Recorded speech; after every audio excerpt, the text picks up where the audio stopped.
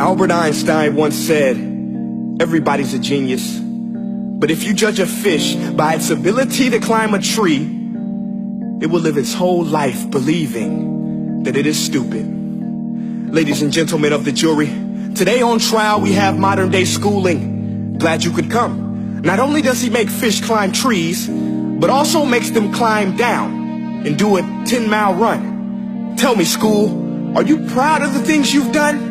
Turning millions of people into robots, do you find that fun? Do you realize how many kids relate to that fish?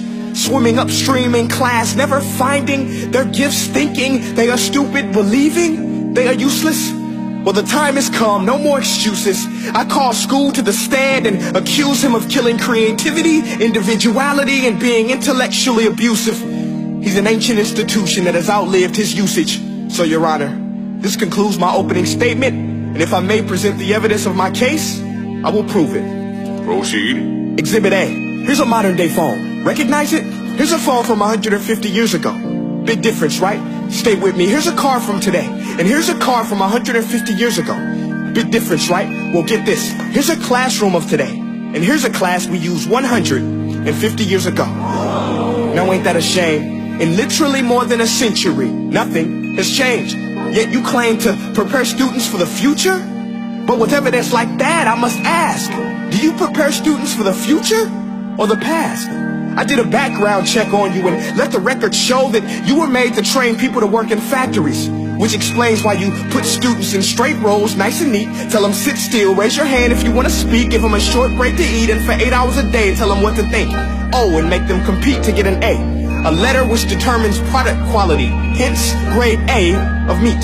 I get it. Back then, times were different. We all have a past. I myself am no Gandhi. But today, we don't need to make robot zombies. The world has progressed. And now we need people who think creatively, innovatively, critically, independently, with the ability to connect. See, every scientist will tell you that no two brains are the same.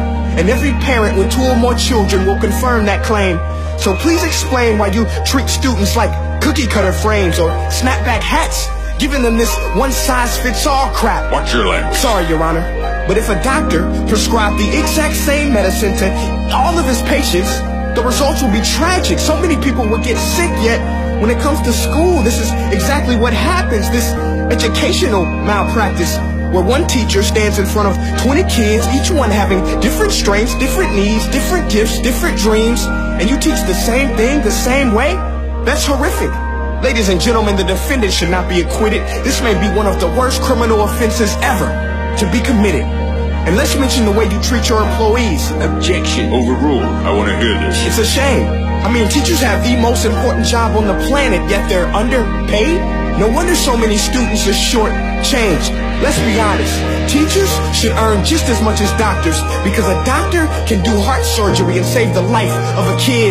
But a great teacher can reach the heart of that kid and allow him to truly live. See, teachers are heroes that often get blamed, but they're not the problem. They work in a system without many options or rights. Curriculums are created by policymakers, most of which have never taught a day in their life.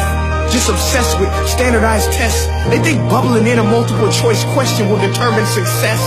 That's outlandish. In fact, these tests are too cruel to be used and should be abandoned, but don't take my word for it.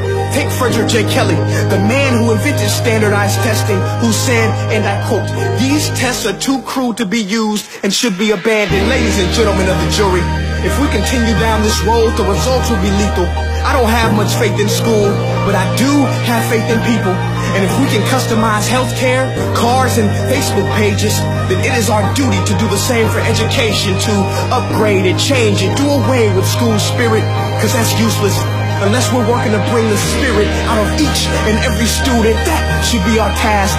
No more Common Core. Instead, let's reach the core of every heart in every class. Sure, math is important, but no more than art or dance. Let's give every gift an equal chance. I know this sounds like a dream, but countries like Finland are doing impressive things. They have shorter school days.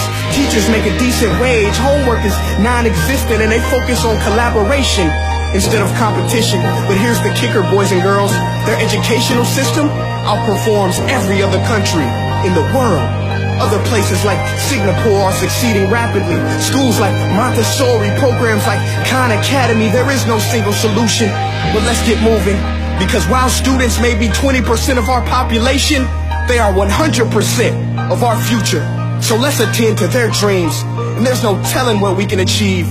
This is a world in which I believe, a world where fish are no longer forced to climb trees. I'll rest my case.